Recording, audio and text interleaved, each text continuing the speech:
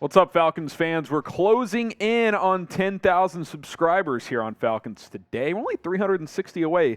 We got to get there by the start of free agency. Hell, I told producer Rolly, let's get there by the start of the NFL Combine next Tuesday. Can you rise up to the challenge? Hit that subscribe button. We're publishing Falcons videos almost every single day, and we'll continue to do so if you subscribe.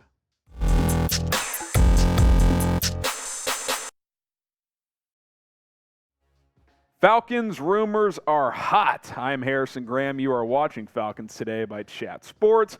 On today's show, I had a couple of different stories. The Falcons have been linked to another set of free agents, this time by Pro Football Focus. So we will discuss those storylines today. But first, we do have some sad news that we have got to get to here on today's show.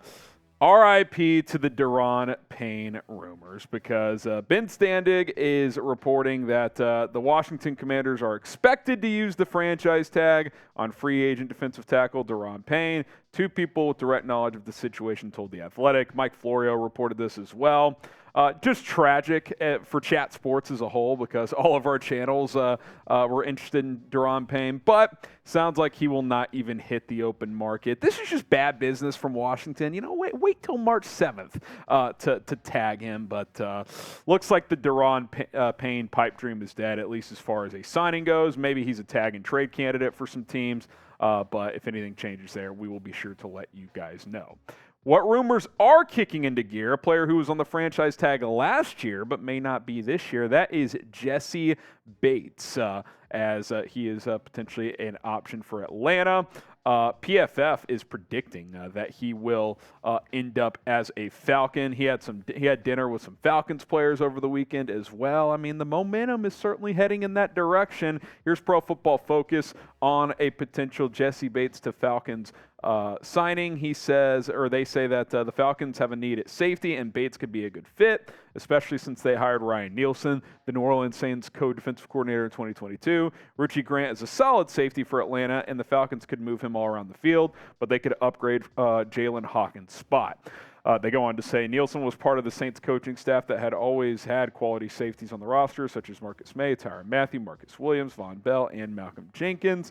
Bates can step into Williams' previous role at free safety, and he also has the capability to play in the box and succeed in Atlanta. So let me just ask you, do you think the Falcons will sign Jessie Bates? Type Y for yes. Type in for no. You're about to get hit with the YouTube ad break, so this is going to be the pinned comment on today's show. So during this ad break, reply with a simple Y or an N. I would love to see Jessie Bates in Atlanta. I mean, he's been a very good player for Cincinnati. They tagged him last year. I don't think they're going to bring him back just because they got to figure out Joe Burrow, Jamar Chase. They want to keep T. Higgins. You can't sign everybody, so I think there's a good chance Bates hits the open market, and if he wants top dollar, that's going to be elsewhere, and Atlanta's got the second most cap space in the NFL right now, and you add a ball-hawking safety that can also tackle in the run game to this defense, that certainly makes things look a lot better. I do like the idea of putting him next to Richie Grant. Hawkins could then kind of slide back into a reserve role, and you're going to be just feeling better overall about this back end of the secondary. And maybe you add a corner in the draft, and you're cooking with gas with that secondary in Atlanta. With Daron Payne out of the mix, at least for now, Jessie Bates becomes the Falcons' top free agent target, in my opinion. He fills a need. It's a realistic option, and you got the cap space to pay him big money, $14-15 million per year, if that's what it takes. I would love to see this happen. Again, let us know if you want to see Jessie Bates in the ATL. How about Jadeveon Clowney? Pro Football Focus also suggested that Atlanta could be the potential landing spot for Clowney, who's had a funky career. I mean, at this point, he kind of just signs one-year deals with different teams. For whatever reason, things did not work out in Cleveland. Here's what PFF had to say on Clowney signing with Atlanta. Quote, the Falcons were a bottom 2 team in sacks in 2022. They really need to acquire some pass rushers, and adding a reliable stopgap option in Clowney would bring some juice to that group while also allowing them to develop younger players behind him.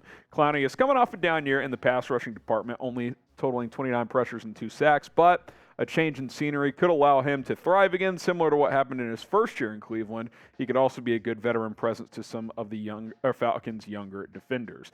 And they're absolutely right, especially as a pure pass rusher. Clowney had a down year, but the year before he had 9 sacks. I mean, he's shown the ability to get the quarterback. He's always been a good run defender. It's kind of crazy that he's only going to be 30 years old. I mean, it feels like he's been in the NFL for 10 or 11 years at this point.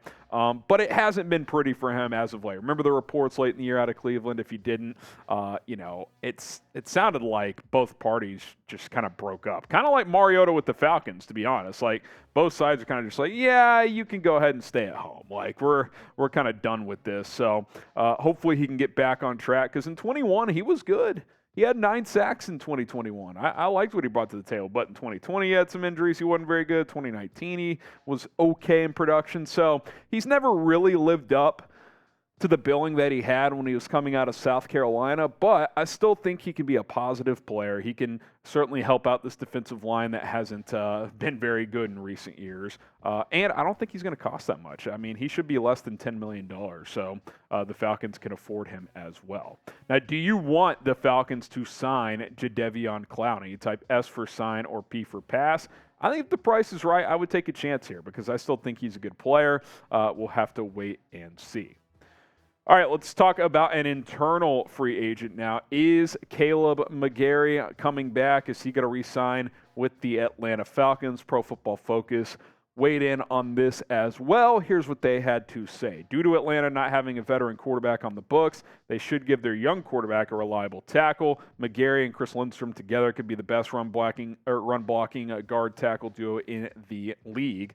And yeah, I definitely think there's some truth to that. Kaleb McGary was arguably the best run blocking tackle in the NFL last year at a 91.6 clip according to PFF's grading scale, overall grade of 87. Still at work to improve as a pass blocker, but Atlanta also was a heavy run team last year, so I think he'll continue to grow in that department as well. The 4th best tackle in the NFL according to Pro Football Focus. Now remember, McGary's probably going to get franchise tag. That gives them time to work out a long-term deal. You've got until July 15th to get that done, but you only have until March 7th to franchise tag a player. So unless they sign him to a long-term deal in the next week and a half or so, then I expect them to place the tag on him, which will be, I think, just under $20 million, right around there, for this upcoming season. And then they can hopefully work out a long-term deal, 3, 4, 5-year deal before that July 15th deadline, which if a deal is not met by then he would play this year under the tag. Now, show Kaleb McGary some love. It is his birthday, type HBD, and producer Rolly, he was kind of thinking next level. He was like, wait a second. The Falcons tweeted happy birthday to him, and he's technically a free agent. And I was like, teams still do that. And he was like, I don't know. He's a free agent. Maybe he's onto something. Maybe that's a signal that he's going to be back. So we'll have to wait and see. Either way, type HBD to show Kaleb McGary some love, as it is his birthday. I think he's 27 today. I think that is his age. All right, hit that subscribe button here on Falcons Today. We'll continue to bring you the latest and greatest Falcons news and rumors.